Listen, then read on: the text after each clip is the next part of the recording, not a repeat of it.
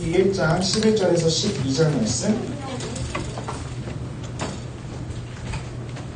네, 사사기 다 무시예요. 제가 가진 구약 성경으로 406페이지 있습니다.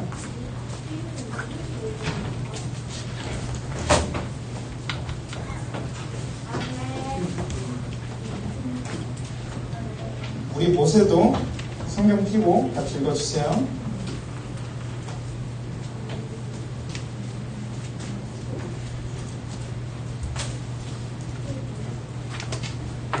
룻기 1장 11절에서 16절 말씀.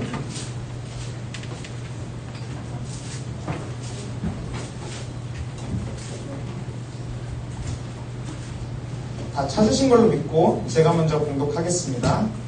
아직도 책장 넘기는 소리가 들리지만 그래도 금방 찾을 거라고 믿고 제가 먼저 읽게요.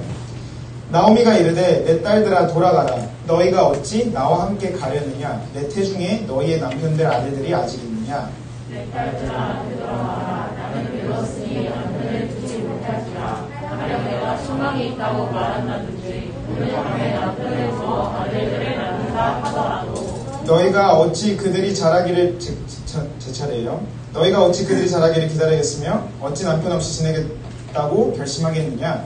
내 딸들아 그렇지 아니하니라. 여호와의 손이 나를 치셨으므로 나는 너희로 말미암아 더욱 마음이 아프도다 하매.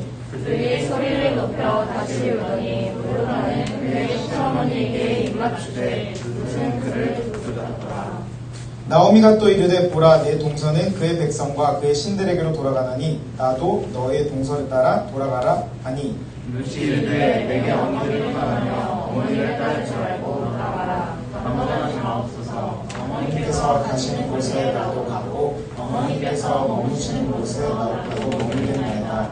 어머니의 백성이 나의 백성이 되고 어머니의 하나님이 나의 하나님이 되시리니. 아멘. 자, 우리 옆 사람 보면서 한번 인사합시다. 신실한 친구야. 우리 옆 사람은 친구가 없어요? 네. 없는 친구는 전사님 보면 돼요.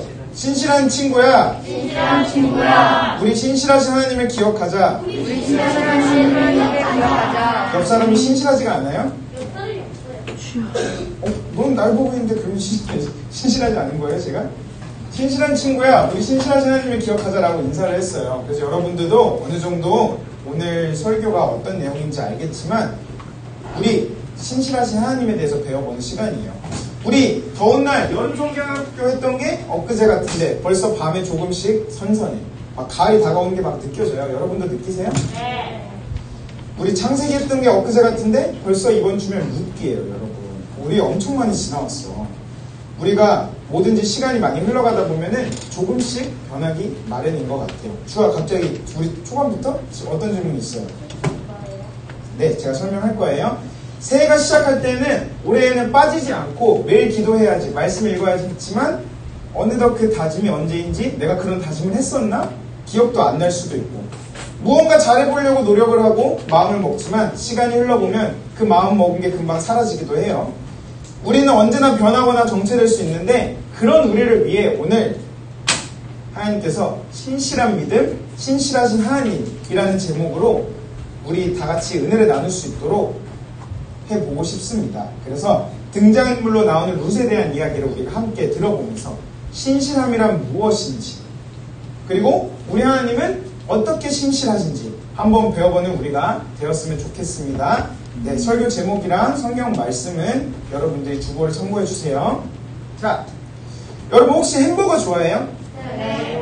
아니요. 그럼 치킨 좋아해요? 네. 별로 안 좋아하는 사람들이 되게 많아요, 생각보다.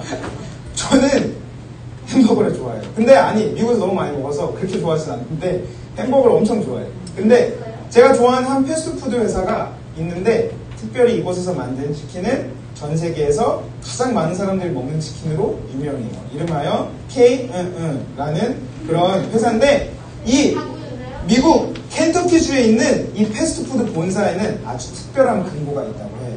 어떤 근거냐면은 이 특별은 엄청나게 큰 두꺼운 합금으로 만들어져 있고 매우 두꺼운 콘크리트 벽 안에도 숨겨져 있고 이 금고 주변에는 움직임 탐지기가 막 설치되어 있어요. 그래가지고 누가 들어가면 막 삐삐 경보가 울리고 아무나 들어갈 수 없고, 그리고 아무도 금고에 접근하지 못하도록 24시간 경비가 들어가는 거야. 그러면은 얼마나 소중하고 특별한 것이 이 금고에 감춰져 있는 걸까? 뭘 왜 이렇게 쉽게 맞춰버리면 재미가 없잖아. 맞아. 아니야. 알려준 적 없어. 금고에 있는 거는 바로 치킨을 만드는 레시피라고 해. 최근에는 이 KFC에서도 이제 사람들한테 공개를 해가지고 많은 사람들이 레시피를 알고 있다고 하는데, 그 전까지만 해도 이 KFC만의 특별한 맛의 비밀을 안전하게 지키기 위해서 최첨단 금고를 만들어갖고 그곳에 보관했다고 하는 거야. 그래서 혹시 레시피를 옮겨야 될 경우 이런 안전한 철제 가방에다가 담아가지고 막 옮기고 했다고 그래요. 네, 그 레시피가 바로 조리법이에요, 여러분. 그래서 이 치킨을 만드는 레시피를 이렇게 소중하게 여기고 금고에 보관하기도 하고 그랬다는데, 우리가 이 레시피보다 더 소중히 지켜야 되는 게 있어요. 그게 바로 뭐냐면은 바로 하나님을 향한 믿음입니다. 이 K 모모 회사는 레시피를 이렇게 철통보안과 같이 지켰듯이 우리는 바로 하나님을 향한 믿음을 정말 철통보안으로 잘 지켜야 돼요. 근데 우리의 믿음을 지키는 것이 쉬울까? 쉽지 않아. 쉽지 않아. 때로는 믿음을 지키기 위해 다른 것들을 포기해야 되는 상황도 우리가 만날 때도 있어. 그래서 나의 믿음이 흔들리는 상황을 만날 때도 있고, 그럴 때라도 우리의 믿음을 지키기 위해서는 우리가 어떻게 해야 될까요? 이 질문에 대한 답이 여러분들이 답변 안 할 것 같아서 바로 넘어가요. 신실한 믿음의 여행 룻을 통해 하나님께서 우리에게 말씀하시는 게 어떤 이야기인지 다 같이 한번 들어봤으면 좋겠습니다. 자, 우리 룻기에 보면은 나오미라는 여인이 먼저 나오게 돼요. 이 나오미는 유대 땅 베들레헴 출신의 여인인데, 이 베들레헴에 흉년이 들어서 고향을 떠나 모압으로 온 가족이 이사를 가게 됐어요. 그래서 모압이라는 곳으로 온 가족이 이사를 가고, 나오미가 모압 땅으로 이사할 때 곁에는 3명의 남자가 있었으니 바로 남편과 2 아들이었단 말이에요. 그래서 10여 년의 세월이 지난 지금 나오미 곁에는 2명의 여인이 남게 됐어요. 지난 10년 동안 남편과 2 아들이 모두 죽은 거야. 그래서 이 2 아들들은 죽고 며느리로 있었던 그 아들들의 아내였던 오르바와 룻이라는 며느리만 남은 거예요. 어느 날 하나님이 이스라엘을 돌보셔서 먹을 음식을 주셨다는 소식을 듣고 나오미는 며느리와 함께 다시 베들레헴으로 돌아가게 됐어요. 이 모압이라는 땅에서. 베들레헴으로 가던 도중 나오미는 2 며느리한테 얘기를 했어요.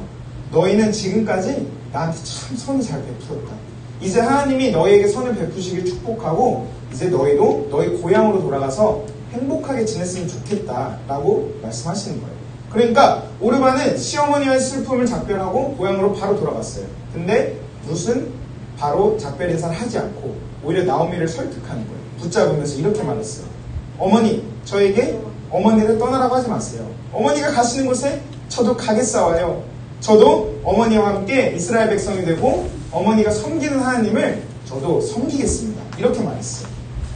룻은 모압에서 태어나서 이스라엘 백성이 아니다 보니까, 이스라엘에 살지 않았다 보니까 하나님이 누군지 모르는 사람이었어요. 그럼 외국인이었는데 나오미와 가족을 통해서 하나님을 처음으로 알게 된 거야. 이 외국인 여자가. 그래서 하나님이 얼마나 좋으신 분인지, 얼마나 신실하신 하나님인지 배우게 됐어. 룻이.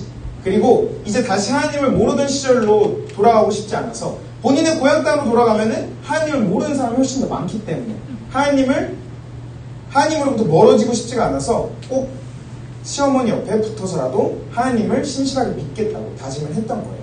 그래서 나오미를 따라 베들레헴 그대로 들어갔어요.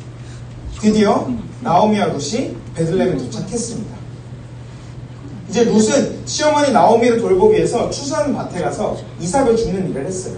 왜? 저런 논밭에 가면은 이렇게 밀을 이렇게 수확을 하다 보면은 떨어지는 것들이 있단 말이야. 그럼 그 떨어지는 이삭들을 주워가지고 빵으로 만들고 그렇게 먹었던 거야. 그래서 이삭을 줍는데 모압 여인이 룻이 베들레헴에서 이삭을 줍는 일은 매우 힘들고 위험한 일이었어. 왜냐하면 이스라엘 백성들은 외국인들을 되게 안 좋아했거든. 외국인들이 사람 취급을 하지 않았거든. 그래서 룻에게 굉장히 위험한 일이었지만 자기 시어머니를 먹여야겠다는 생각에 그런 두려움을 알지 못하고 최선을 다해서 이삭을 주었던 거야. 그러던 와중에 이 룻이 이삭을 줍는 밭의 주인은 보아스라는 사람이었어요. 이 룻이라는 밭의 주인은 보아스라는 사람이었는데 그는 나오미의 친척이면서 또한 하나님을 신실하게 믿는 사람이었어. 그리고 많은 사람들에게 존경을 받는 사람이었어요. 보아스는 하나님을 향한 믿음을 지키며 시어머니를 정성껏 모시는 룻에 대해 이야기를 듣고 그래서 룻이 자신의 땅에서 안전하게 더 많은 이삭을 주어라. 누가 너 이삭 주는 걸 뭐라고 하지 못하게 해줄게 라고 하면서 이삭을 더 주게 해주는 거야. 그래서 나오미와 룻은 이것이 좋으신 신실하신 하나님의 보살핌이고 도우심이라는 걸 알 수 있었어요. 그래서 보아스를 통해서 자신을 돌보시는 하나님을 찬양했어요. 어느 날 나오미가 룻에게 말합니다. 애야, 보아스는 너를 좋게 여기고 우리에게 은혜를 베푼 자비를 베푼 사람이다. 보아스는 우리와 가까운 친척이기 때문에 우리 가족을 책임질 의무가 있는 사람이야. 그러니 나는 네가 보아스와 결혼을 해서 다시 행복한 가정을 이루었으면 좋겠구나 라고 얘기를 하는 거예요. 그리고 룻은 나오미의 말대로 보아스와 결혼을 했습니다. 하나님은 그 가정에 아들을 선물로 주셨어요. 그 아들이 누구냐면은 바로 다윗 왕의 할아버지인 오벳이에요. 네, 오벳이 다윗 왕의 할아버지예요. 하나님을 신실하게 믿은 룻은 왕의 조상이 되는 복을 받게 되고 또 이를 본 많은 사람들이 신실하신 하나님을 찬양했습니다. 자, 우리 친구들 지난 몇 주 동안 우리 사사기에 대해서 배웠어요. 사사시대에 어떤 사람들이 있었고 사사시대에는 사람들이 어땠는지. 근데 이 사사시대는 사람들이 하나님을 떠나서 자기 마음대로 살아가는 때라고 그랬어. 그래서 하나님에 대한 신실한 믿음을 가진 사람들이 진짜 별로 없었단 말이야. 그런 어둡고 힘든 때였단 말이야. 영적으로 어두운 시기에 모압의 룻의 믿음은 정말 밝게 빛났어요.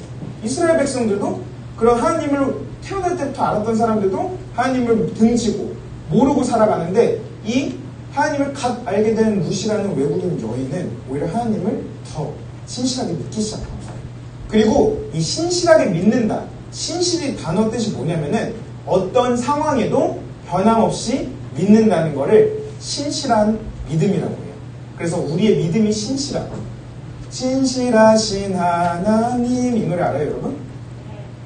모를 줄 알았어요. 신실하신 하나님 이 노래가 영원히 변치 않는 하나님을 찬양하는 거야. 하나님은 늘 동일하시고 우리를 사랑하시고 보호하시는 하나님이라는 것을 우리가 찬양하면서 신실하신 하나님 이 찬양을 하는 거예요.